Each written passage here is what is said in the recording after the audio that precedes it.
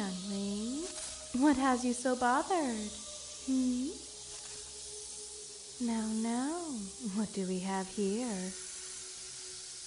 It looks like a human has entered my pit. Or shall I say, fallen into?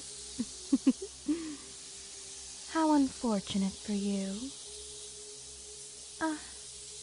You crushed some of my little ones. No wonder they're so riled up. They are not usually so angry. Quiet now, younglings. You best stop your thrashing about, mortal. Oh, do I frighten you? Good. Makes you a bit more appetizing. I would try not to excite the little ones too much. You do not want their venom coursing through your veins. You wouldn't last very long. And based on past experiences with humans, it is quite excruciating. I recommend you stop that.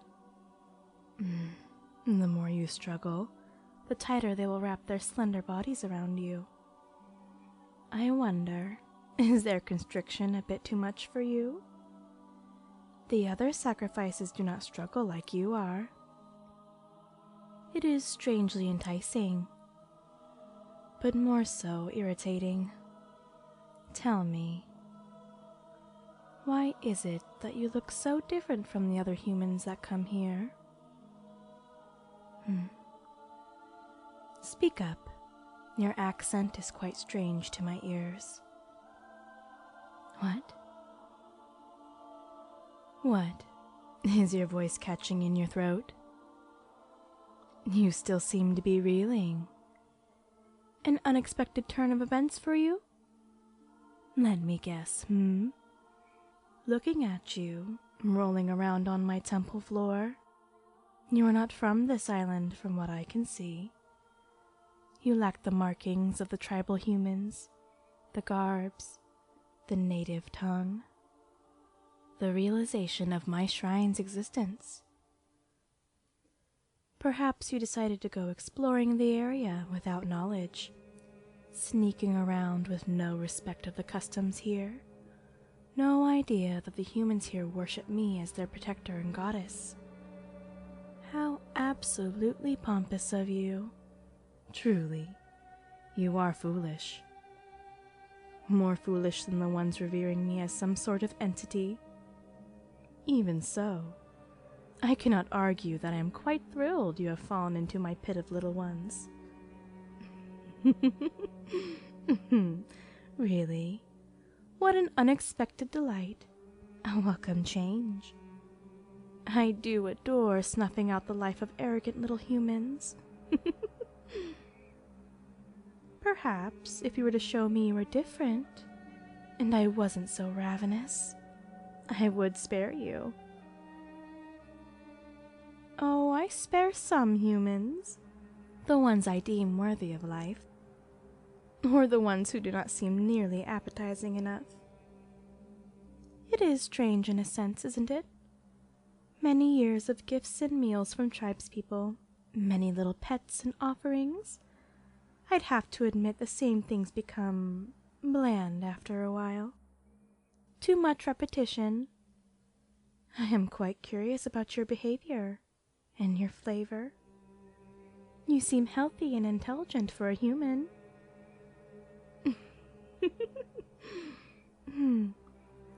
Still thinking about that? If you really must know, I spare the young ones, for the most part. Most of the time, the people throw criminals down into this pit to be judged by myself. At least, that is what I have gathered from their behavior. Every once in a while, a pack of them comes to the temple to be tested. A trial of bravery, if I were to guess. And the living human to retrieve a gem from my body is then chosen as a chief or leader. To me, it seems quite ridiculous. However, I have been alive for so long that almost everything a human does is deemed a waste of my time. Well, I play along because it benefits me. I would much rather be worshipped than hunted. Well, this strange arrangement began long ago. For hundreds of years I have remained here. I suppose I can indulge you in a story before you die. Very good. Long before this island had been inhabited by any humans, I had remained here, lounging in the sun and living the life any creature like myself would.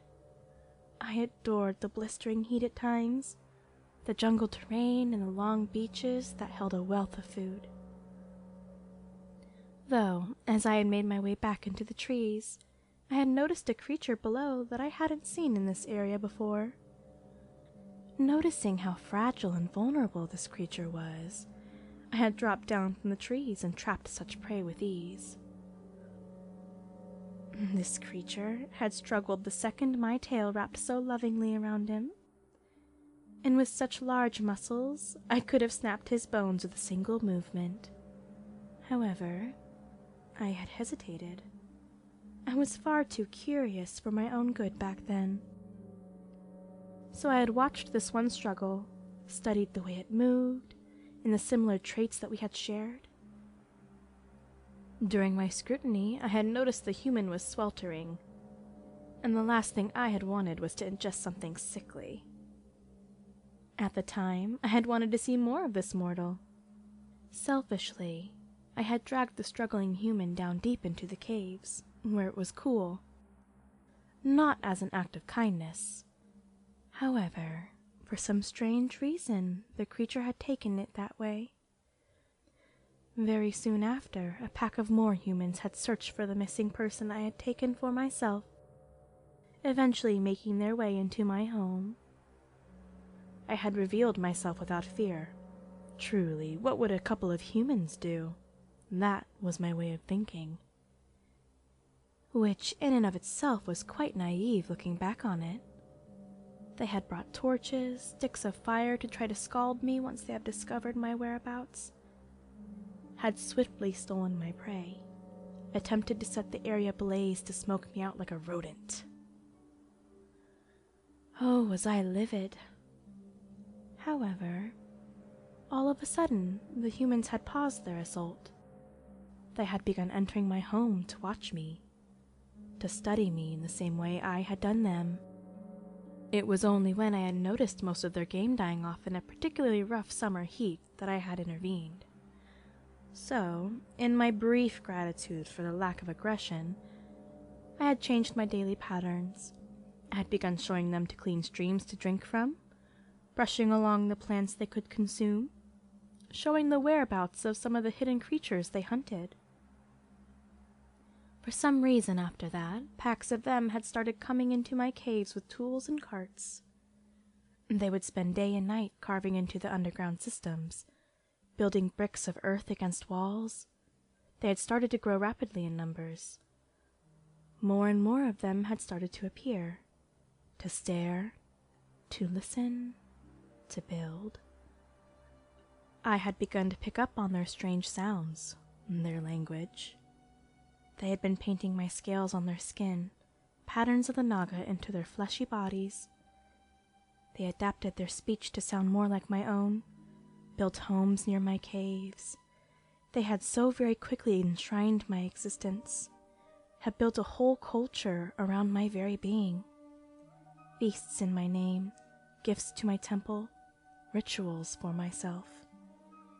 It was, and still is, a very strange thing to me.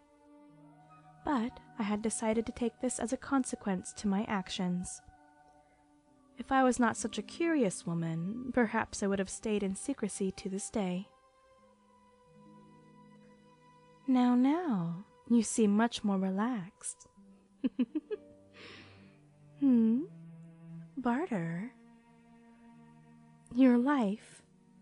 Your life for what? You have nothing of value here to me, do you? While it is true I do value knowledge, even if it does bite me in the tail, what can you offer me? I have had prey like yourself. I have knowledge of this language of yours, information of the world outside this island. It has been years, but I doubt much has changed. Well, if you can show me your worth, you will be released. If not, you will become my next meal. I will need to eat soon, though. I'll give you a day or so to enlighten me, mortal. I wouldn't waste any time if I were you. I am a goddess after all. If you had learned anything from this story, it is that I am not a very patient person.